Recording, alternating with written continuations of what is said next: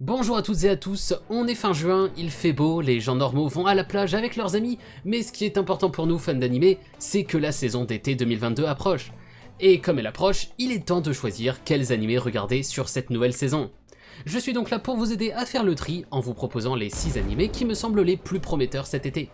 Je vais donc en faire la présentation, puis on passera rapidement sur les suites d'animés à la fin de la vidéo. Mais avant de commencer, pensez à mettre un pouce bleu et à vous abonner, ça nous aide beaucoup à gagner en visibilité. Et ceci étant dit, on commence avec le premier sur ma liste, Yofukashi no Uta, aussi connu sous le nom de Call of the Night. Ko est un adolescent banal qui fait des efforts pour maintenir cette façade de bon élève sympathique à l'école. Mais il réalise un jour qu'il en a marre et décide tout simplement d'arrêter d'y aller. Wow, cette musique a déjà 10 ans. Luc, je suis vieux. Bref, n'ayant plus rien à faire de ses journées, Ko commence à développer une insomnie chronique et à faire des promenades nocturnes, ce qui l'aide à se sentir mieux, un peu plus libre. Lors d'une de ses balades, il rencontre Nazuna. Une chose en entraînant une autre, il se retrouve à dormir chez elle, mais alors qu'il fait semblant de dormir, Nazuna se met à lui sucer le sang. Effectivement, elle était en fait une vampire. Et oui. Ko, voulant échapper à ses responsabilités et lui aussi devenir aussi libre qu'elle, il lui demande de le transformer en vampire. Mais elle lui explique qu'une condition est absolument nécessaire pour qu'il se transforme, il faut qu'il tombe amoureux d'elle. Bon, Yofukashi no Uta ça plaira certainement pas à tout le monde, mais j'en ai entendu beaucoup de bien de la part des lecteurs du manga. L'atmosphère semble très bonne et c'est clairement le genre d'histoire que j'adore. L'auteur du manga Kotoyama est aussi celui qui avait écrit Dagashikashi. C'est produit par le studio Liden Films avec à la réal Miyanishi Tetsuya qui fait là son premier job de réal, mais aussi Itamura Tomoyuki qui était réal sur à peu près l'ensemble des animés de Monogatari Series, qui est juste mon animé préféré de tous les temps, donc autant dire que j'en attends beaucoup de sa part. Pour notre deuxième animé, on va parler d'une histoire qui a beaucoup de potentiel selon moi, Kubicho Musume to Sewagaraki. L'histoire se centre sur Toru Kirishima, un homme âgé de 28 ans qui utilise sa position de Yakuza pour faire tout ce qui lui chante. À cause de ses méthodes plutôt brutales, il a gagné le surnom de démon de Sakuragi. Pour pouvoir le maîtriser, le parrain de la mafia décide de lui confier une nouvelle mission des plus importantes, s'occuper de garder sa fille. Je n'en avais jamais entendu parler jusqu'à aujourd'hui, mais j'aime beaucoup ce genre d'histoire de Yakuza qui se retrouve à devoir s'occuper d'enfants. C'était déjà le cas dans Hinamatsuri, qui était un animé absolument génial, donc forcément ça donne envie de tester celui-ci.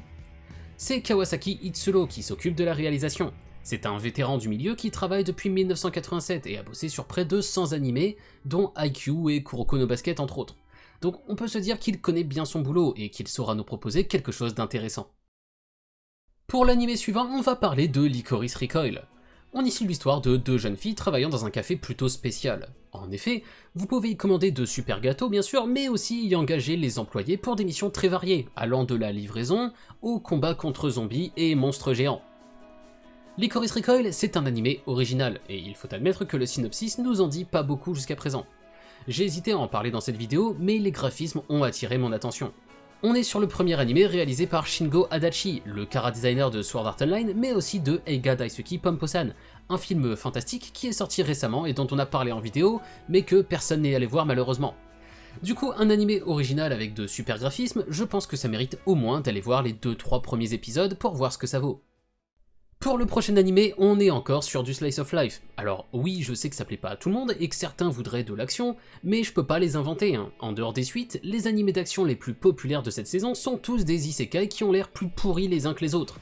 Donc au bout d'un moment, il faut vous respecter les gars, arrêtez de consommer la même histoire avec un skin différent à chaque saison, et tenter de nouveaux trucs. Et du coup, le pseudo coup de gueule étant passé, on va parler de Soledemo Ayumu wa Yosete Kuru. Un animé que j'attendais beaucoup puisque c'est le troisième gros manga de Yamamoto Soichiro à recevoir un animé. Pour ceux qui auraient pas suivi, Yamamoto Soichiro c'est l'auteur de Karakai Jozu no Takagi-san et de Kunoichi Tsubaki qui est adapté en animé en ce moment même. Mais Soledemo Ayumu, de quoi ça parle? Ayumu Tanaka est un lycéen qui est secrètement amoureux de Urushi Yaotome, son aînée qui est aussi la présidente du club de shogi. Il a juré de lui avouer ses sentiments après avoir réussi à la battre dans une partie de shogi. Cependant, étant encore un novice, Urushi le bat toujours. De son côté, elle essaye de pousser Ayumu à lui avouer ses sentiments, même s'il ne se laisse que rarement distraire. Bien que le jour de sa victoire ne soit pas près d'arriver, Ayumu va réussir à la mettre en échec par d'autres moyens. Bon, du coup, pas besoin d'en dire beaucoup plus, on est très proche de ce qu'on pouvait avoir dans Takagi-san, donc ceux qui aiment ce genre de romance-comédie seront forcément satisfaits avec celui-là. On continue avec le prochain animé qui me semble intéressant la saison prochaine, Mamahara no Tsurego ga Motoka no Datta, qui se traduit en français par Ma demi-sœur et mon ex-copine. Ici le titre est assez révélateur, mais lisons quand même le résumé. Mizuto et Yume sont sortis ensemble au collège, mais ont fini par se disputer sur divers sujets et ont rompu. Mais suite au remariage de leurs parents respectifs, ils deviennent demi-frères et demi-sœurs. Vont-ils pouvoir supporter de vivre sous le même toit et faire comme si rien ne s'était jamais passé? Bon, on va pas se mentir, là je peux pas garantir que l'anime va être incroyable, mais j'ai tendance à beaucoup aimer ces comédies romantiques avec des scénarios complètement chelous, donc je me devais d'en parler ici. Pour le staff, c'est fait par le studio Projet numéro 9, qui était déjà derrière Higeo Soru et Jakukara Tomozaki-kun l'année dernière. C'est d'ailleurs le réalisateur de Jakukara, Yanagi Shinsuke, qui réalise aussi cet animé. Mine de rien, il avait réussi à faire quelque chose d'intéressant avec un concept moyen de base, donc j'espère qu'il saura refaire la même chose ici. Et pour finir sur les nouveautés, on arrive à un animé qui m'a particulièrement étonné, Tokyo Mew Mew New. Pour ceux qui seraient pas au courant, Tokyo Mew Mew c'est un vieux manga shoujo qui a été publié entre 2000 et 2003, et qui est presque considéré comme étant culte. Il avait eu un animé de 52 épisodes entre 2002 et 2003, et on a aujourd'hui droit à un remake pour fêter les 20 ans du manga. Donc je sais que comme c'est un shoujo Magical Girl, la plupart d'entre vous n'en auront probablement rien à foutre, mais c'est quand même une œuvre culte donc je me devais d'en parler un petit peu. L'histoire de Tokyo Mew Mew, ça suit Ichigo, une jeune fille maladroite, amoureuse du garçon le plus populaire du lycée. Après certains événements, la jeune fille devient de plus en plus bizarre et se met à se comporter comme un chat. Elle apprend alors que son ADN a été mixé avec le chat d'Iriomot, lui conférant des super pouvoirs et le devoir de protéger la Terre contre une menace extraterrestre. Comme je n'ai pas vu ou lu le manga et l'anime du début des années 2000, je sais pas du tout s'il mérite sa réputation. Mais en tout cas, je vous invite fortement à lui donner sa chance. Je veux dire, c'est pas tous les jours qu'on a des gros remakes comme ça. D'ailleurs, ça me fait penser qu'il y a aussi un remake du manga archi-culte Urusei Yatsura prévu pour bientôt, et qu'on a aussi des rumeurs sur un remake de Hitman Reborn, un de mes shonen neketsu préférés. Autant dire qu'on a un certain nombre de remakes prévus, et j'espère que ça va continuer, et que les studios vont adapter ou réadapter des vieux mangas qui méritent largement d'être connus du nouveau public actuel. Mais enfin bref, c'est pas le sujet de la vidéo, donc passons plutôt aux suites avant de se laisser. On a énormément de suites sur cette nouvelle saison. Pour commencer, après des années d'attente, on a enfin une saison 4 pour Overlord, que Kyoto attendait particulièrement, puisque c'est son isekai préféré. On avait d'ailleurs déjà parlé de l'anime dans une ancienne vidéo, donc si c'est pas encore fait, n'hésitez pas à aller la voir.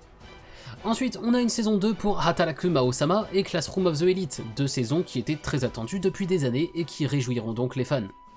Une autre saison 2 qui était très attendue, c'était celle de Made in Abyss qui va enfin sortir. Si vous avez vu nos vidéos sur la saison 1 et le film, vous savez que c'est un de nos animés préférés à moi et à Kyoto, donc on a super hâte de voir ça. On a encore des saisons 2 pour Kanojo Okarishimasu et Shadow's House, ainsi que le cours 2 de Orient. Enfin, le fantastique Love Live Superstar a aussi droit à sa saison 2. Et pour terminer, c'est Danmachi qui aura droit à sa saison 4. J'ai personnellement pas du tout aimé la saison 2 et 3, alors que j'avais adoré la première, donc j'ai pas grand espoir pour la suite, mais bon, ce n'est que mon cas, et je suis sûr que beaucoup parmi vous l'attendent impatiemment. Ceci étant dit, c'en est fini de cette vidéo, j'espère qu'elle vous aura plu, et qu'elle vous aura peut-être fait découvrir un animé que vous ne connaissiez pas.